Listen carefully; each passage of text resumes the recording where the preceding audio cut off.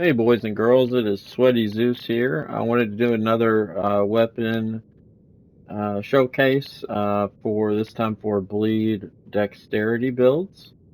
Um, my build is actually set up for this weapon, and I was actually using it in this playthrough, so it's going to be basically ideal what you want as far as stats. Talking about that real quick, you actually get more return for Arcane on this weapon than Dex for some reason, even though the scaling shows that Arcane's D, Dex is B. I don't know why, but I've tried both. I got about 30 or 40 more AR, prioritizing Arcane over Dex, and you also increase blood loss according to Extra Life and other people I've watched videos of and heard talk about it. These talismans are the ones I think go with this really well. So this one raises fire attack. It's going to lower your damage negation, but as you can see with decent armor, we're still in the 20s on everything, which is usually what I kind of shoot for. As long as you're like out of the low teens and below, I think you're fine. Um, this one, Lord of Blood's Exaltation, it's kind of a hard one to get. It's under the capital. If you go down to like the three fingers area. Um, but yeah, it'll when you inflict blood loss, your attack power will go up. Warrior Jar Shard, everyone knows it's the one that boosts your um, Ashes of War damage. This is the lesser one that you can get right at the beginning of the game if you kill Alexander. It does a 10% increase. The better one that you have to wait till Farum Azula to get is a 15% increase. That's the one we get in the walkthrough if you're interested in that. I think I do show how to get this one in our early wrap-up video for Limgrave too. Winged Sword Insignia raises attack power with successive attacks. So with the Ash of War, we're going to be hitting 6 times. So, that'll max out that, and it raises the attack power with each hit. It'll last for, I don't know, a few seconds. So, the attack power is not insane on this. I mean, 676 is fine for a katana. It's fast. We have it at plus 10. Really good blood loss. But actually, I think Uchi, um, powered up all the way, I think we'll beat this in blood loss. But where this shines is the Ash of War, which, as you saw, it kind of like throws blood off the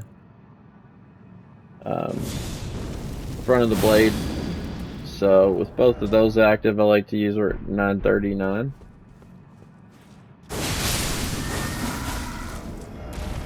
$11.84.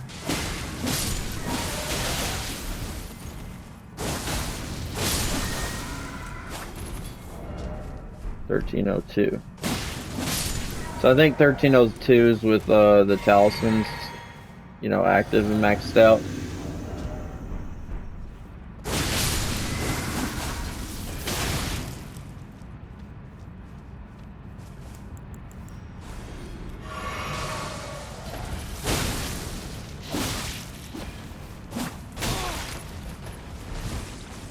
I'm doing good here.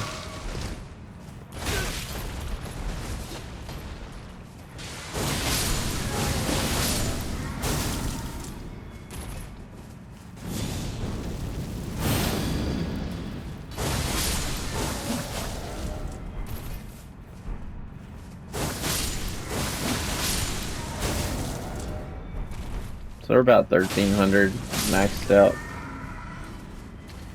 But you can see it absolutely wrecks. Very, very good Ash of War. It'll take out most bosses in like 2 goes of the Ash of War if you connect on everything. I mean, like, really big, tough bosses. I took out Malekith in like under a minute, probably 30 seconds. 1345 is our max. And that was with me, dodging and rolling and playing defensive. So, anyways, just wanted to showcase it. If you've been here, you'll know these guys are pretty pretty strong. I mean, they're not insane, but they've got I think like 1500 HP, and they are pretty weak to blood loss, so it inflicts fast on them.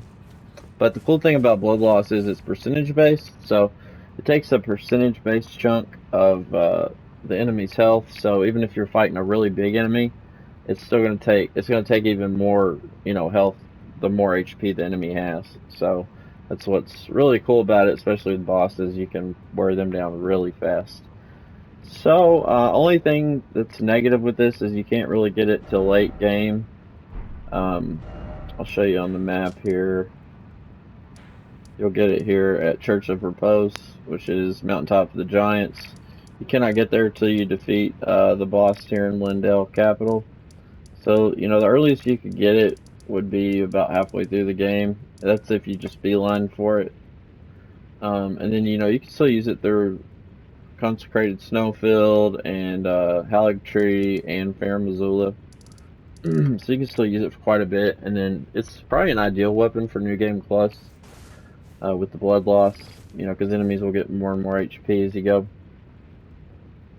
But early game, if you're, wanting something to tide you till you get it, there's an Uchigatana here in Death Touch Catacombs. You can find that episode in the walkthrough, and I'll show you how to get it. Also, when you start, you'll have an Uchi as well. So if you go here, you can get two. You can get the Nagakiba right here from Yura, who is the one that teleports in and helps us in the fight right here, where we get invaded by Bloody Finger Nigerius or whatever his name is. You'll just have to kill him here to get his Nagakiba, which is really cool. It's like an 8-foot long katana or whatever it is. But otherwise, you'll have to do Yura's quest, and then here you'll get his sword either way. But you can get it right off the bat. And I'll show you. This was not super long. I'll put the other two. What's cool is the Ash of War, the blood like flings off of the sword, so you got a little bit of range with it. So you can see there it is. There's the Nagakiba, is that what it's called? Yeah, Nagakiba. You see it goes all the way to that rock, just past that second rock if we're looking at the rocks on the right there. Just kind of look at how far it goes. The Uchi goes to like that third rock. And then this one's just got a little more bend in it. It's about the same as the Uchi. So, that should do it. So you've got options. If you have any questions, put it in the comments. I would, again, heavily advise leveling Arcane instead of Dex for this. Also, because it's going to really help you with Dragon Communion Seal for your incantations if you want to use those. You can see I'm at 319 incant scaling, which is amazing.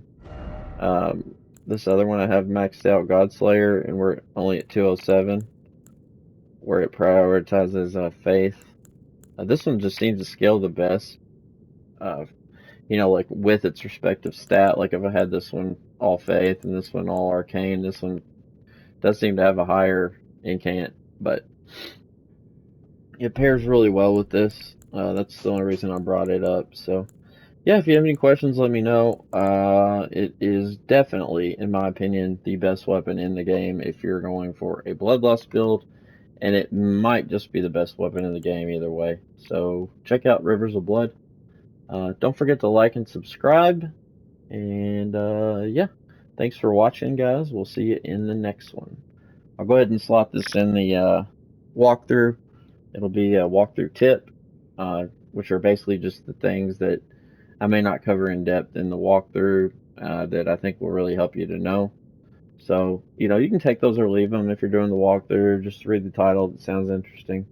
But I'm planning on doing one of these for each, base build type, like a faith build, blood build, Spellblade, stuff like that, strength build. So yeah, if you're going Dex or Blood, can't do better here. See you guys in the next one.